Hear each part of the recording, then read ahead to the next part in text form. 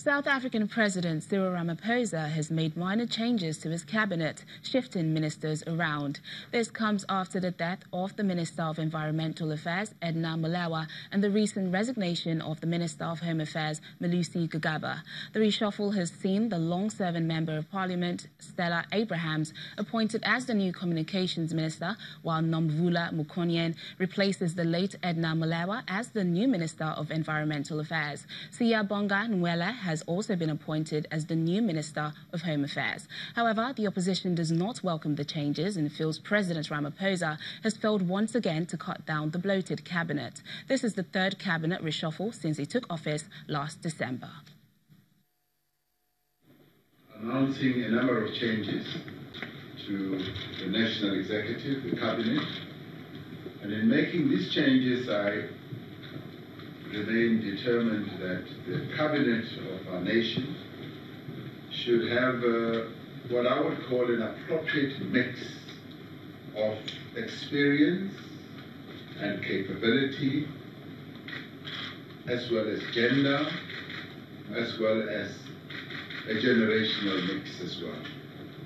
And that it should have members who are committed to serve the people of our country, are mindful of the need to have a resolute and stable cabinet that is able to effectively lead the growth effort that we have embarked upon, the renewal effort, as well as the transformation effort. I've decided to make the following appointments.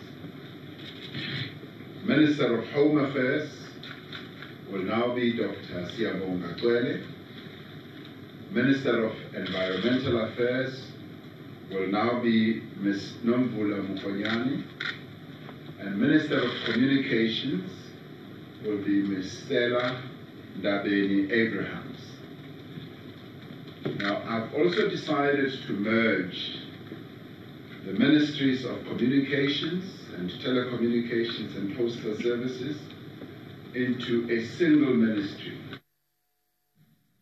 In Zimbabwe, Finance Minister Mutuli Nkumbe has presented the first budget of President Emmerson Mnangagwa's government to Parliament. The highlights of the $8.2 billion budget include a 5% salary cut for all senior government workers, including in state enterprises.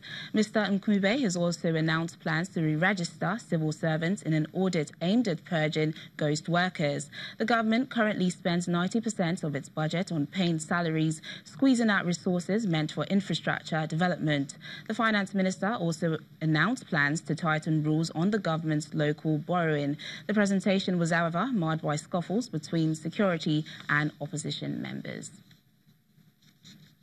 Let's get more on this story now from a Zimbabwean journalist, Nigel Yamatumbu. Thank you for joining us on the program, Nigel.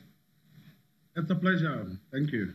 We understand that the highlights of the budget includes a 5% salary cut for all senior government workers. How are Zimbabweans reacting to this? Yeah, well, I think generally what the entry point to analyzing the budget presented by the finance minister yesterday is actually on what currency actually used to be projecting 8.2 billion. Because right now Zimbabwe is a multi-currency, which yes includes the United States dollar, but it's not very well market.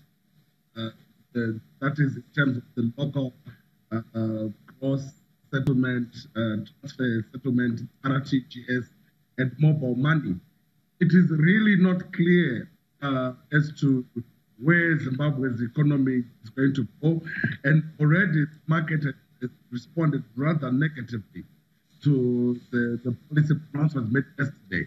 So I would say the 5% decrease in the salaries of the president and senior government officials have not really done much insofar as instilling any confidence on the Zimbabwean market, if the activity on the market is anything to go by. But Nigel, what else is included in the budget, and do you see Parliament approving this proposal? Well, Parliament is 2/3 majority ZANU-PF, which is the party that President Mnangagwa comes from, and which is also the party that Finance Minister Mutuli Ncube comes from, the appointing authority, that is. So the question of whether it will pass through Parliament is neither here nor there.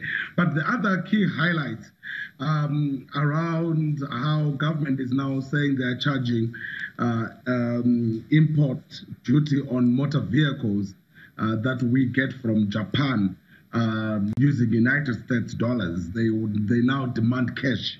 In other words, you can't use swipe or mobile money or any other local forms of transacting, which is in itself an admission by government that there is a prevailing parallel market. Yeah. Also an agreement. It's also a sort of admission by government to say we're not using US dollars.